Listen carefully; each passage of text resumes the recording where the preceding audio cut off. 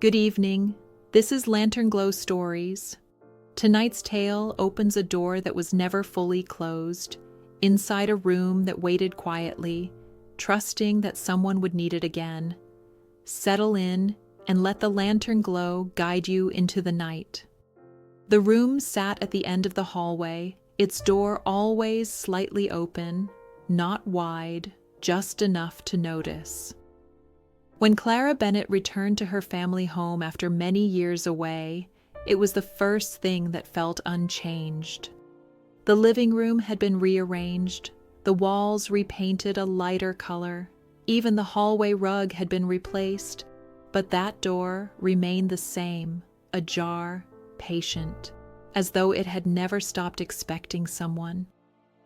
Growing up, Clara knew the room well. It had belonged to her older brother, Daniel. A narrow bed by the window, a desk marked with shallow scratches from pencils pressed too hard, shelves crowded with books he started and never finished. Daniel had always said he would come back and organize them properly. He never did. When Daniel first left for the city, the room stayed exactly as it was. When his visits became shorter, it stayed the same. When the visits stopped entirely, no one touched it. Not out of grief, not out of denial, out of something quieter. Clara walked down the hallway slowly, her footsteps soft against the floor. She pushed the door open the rest of the way. Inside, the air felt still, but not stale. The curtains hung neatly, the bed was made with fresh sheets, and the desk lamp rested where it always had. Unplugged but ready. Nothing had gathered dust. That, more than anything, unsettled her. She stepped inside and closed the door behind her. The sound was gentle. The room felt warmer than the rest of the house, as if it had been holding on to breath. As a child, Clara had once asked her mother why the room was never used. They had been standing in the hallway together, her mother's hand resting lightly on the doorframe. "Because it's not empty," her mother said.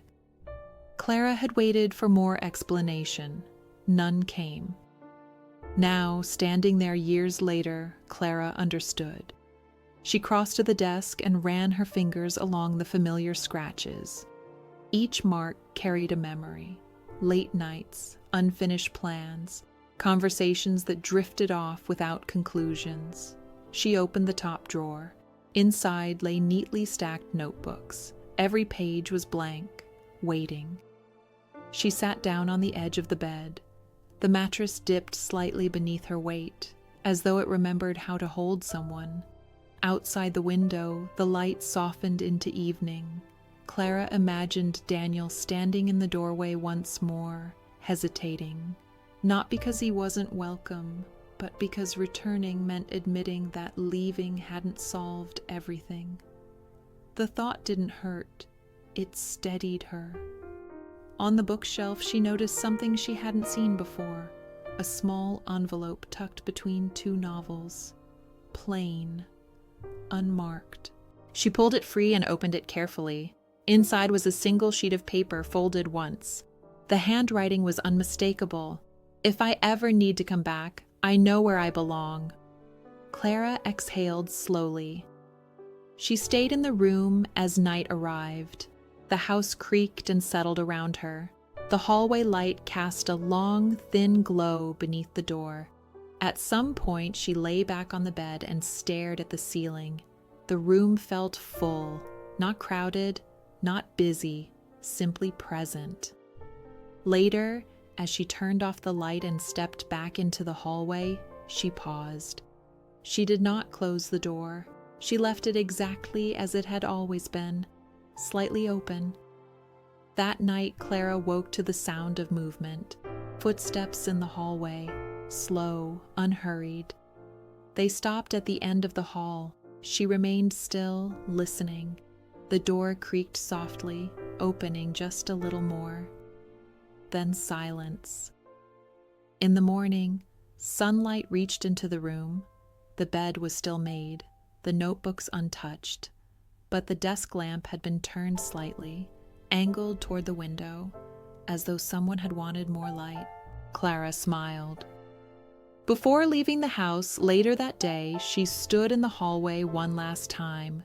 She looked at the open door, the ready room beyond it. Not a shrine, not a memory, a place. And so tonight's gentle mystery rests quietly at the end of the hall. A room kept ready, a door left open, and a belonging that never needed permission. Thank you for listening. Until our next story, Beneath the Lantern Light.